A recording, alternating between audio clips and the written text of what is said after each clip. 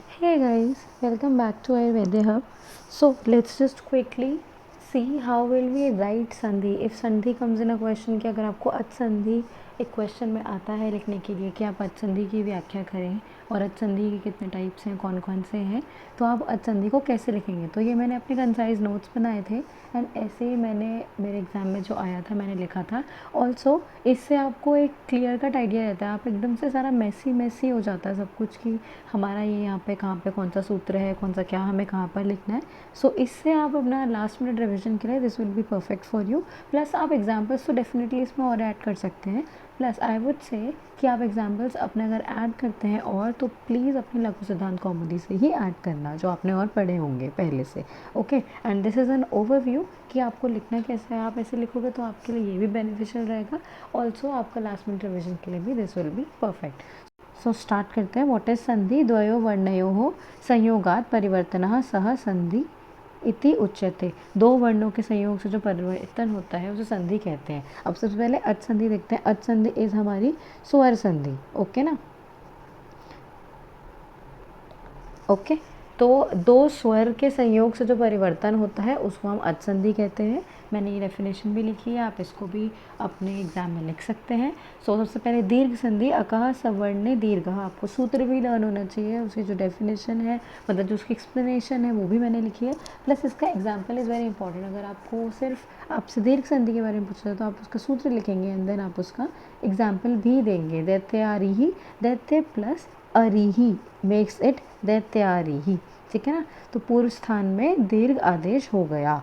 Vishnu उदयः, Vishnu plus उदयः। Okay, ऐसे करके आपको एग्जाम्पल भी देना है। गुण संधि, सबसे पहले गुण संधि में हम लोग अदेंग गुणः उसका सूत्र लिखेंगे। देन उसके बाद आपके गुण संधि में सूत्र और भी गिवन है तो हम उनको भी लिखेंगे, क्योंकि जनरली गुण संधि is asked in 5 marks because इसके 2 to 3 सूत्र आपको लिखने होते हैं। सो इसीलिए it is most of the times it is asked in 5 mark question, ठीक है। तो सबसे पहले हम लोग अदेंग गुणः लिखेंगे, दैट इज उसका एग्जाम्पल भी साथ में देंगे, दैट उपेंद्र, लाइक उप plus Indra, that makes it Upendra. अ और ई का जो कॉम्बिनेशन है विल मेक इट ए, देयरफॉर उप जमा Indra makes it Upendra. Okay ना। ऐसे ही हमारे जो और भी इसके सूत्र हैं दैट आर आद गुणः एंड उ रण रपरः, ये दोनों इस सूत्र में हमारा जो जहाँ पर अ प्लस र हलंत ये होगा वो हमारा री बन जाएगा। एंड मतलब या फिर अगर हमें री को भी लिखना होगा, अगर जैसे कि यहाँ पे कृष्ण रिद्धि ही, ये एग्जाम्पल दे रखा है आपको कृष्ण रिद्धि ही, तो इसको आप कैसे लिखोगे? कृष्ण जमा रिद्धि। अब इसका हमने वर्ण विच्छेद किया तो उसके बाद हम लोगों ने जैसे देखा कि कृष्ण, उसमें मात्रा ये दे रखी है, यहाँ पे तो री आएगा ही, बट यहाँ पर भी जब हमने वर्ण विच्छेद किया तो अर आया हमारा। तो अर को जब हम अलग से लिखते हैं दैट मेक्स इट री। Okay, so Krishna plus Riddhi he, that makes it Krishna Riddhi he. Okay ना। तो ऐसे होगा। एंड ऑल्सो अगर अल आता है तो आपको वो लृ आदेश होता है वहाँ पर, ठीक है। सो ये मैं आपको जस्ट रिविजन है, ये आपको पता है बट ये आपका जस्ट रिविजन सीरीज़ है कि आप वहाँ पे लिखोगे कैसे। एंड ऑल्सो ये लास्ट मिनट रिविजन के लिए आपके लिए परफेक्ट रहेंगे।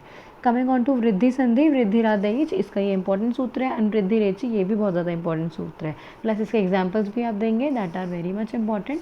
एंड आपके एग्जाम में आपको एग्जाम्पल देना बहुत ज़्यादा ज़रूरी है। यण संधि, ई को यणची, इसमें आप देख लेना ई उ री को य व रल आदेश होता है। जैसे हमने यहाँ पे एग्जाम्पल लिया है सुधि उपास्य, सुधि प्लस उपास्य। आप देखो ना यहाँ पे एग्जाम्पल में ही हमने दे रखा है कि ई को य आदेश हुआ है तो सुधि एंड इट मेक्स इट उपास्य, ठीक है ना, सुधि उपास्य। Then coming on to the other example, पठत्येव, पठती जमा एव, ठीक है। अयादि संधि, एचो एव आया वह, तो इसका भी ए ओ आई औ को अय अव आय आव क्रमशः आदेश होते हैं। ऐसे ही इसके एग्जाम्पल्स भी गिवन है। हरे हरे प्लस ए, दैट मेक्स इट, यहाँ पे हमारा अ प्लस य था ना तो इसको हमारा ए आदेश हो गया। नायक में भी ऐसे एग्जाम्पल है, ऐसे इसके और एग्जाम्पल हो सकते हैं, गायक, पवन एट्सेट्रा एट्सेट्रा। ऐसे आपके लघु में अगर और भी एग्जाम्पल्स हैं तो आप डेफिनेटली उनको एक बारी रीड करके तो जाना, सो दैट कभी कभी MCQs में भी आते हैं कि ये वाला एग्जाम्पल किसका है, तो आपको वो पता होना चाहिए। ऐसे ही अब आप करेंगे पूर्व संधि, इसका सूत्र करेंगे इंघ पदांता दति एंड इसके कुछ एग्जाम्पल्स करेंगे, को अपी, विष्णु अव। ऐसे ही कमिंग ऑन टू द पर रूप संधि, आप इसका सूत्र लिखेंगे एंड इसके एग्जाम्पल्स लिखेंगे। Also there is also one more संधि दैट इज प्रकृति भाव संधि। प्रकृति भाव संधि, ठीक है। सारे 2 सूत्र मैंने लिखे हैं that are important in syllabus में भी गिवन है।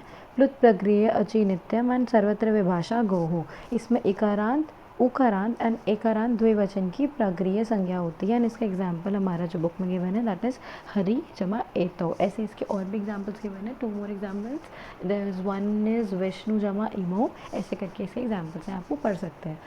इस वीडियो में हमने अचंदी करी है, नेक्स्ट वीडियो में हम क्विकली अपनी हलचंदी रिवाइज करेंगे एंड देखेंगे उसको हमने कैसे पढ़ना है। ओके, सो तब तक all the best and keep learning. Please like and share the video.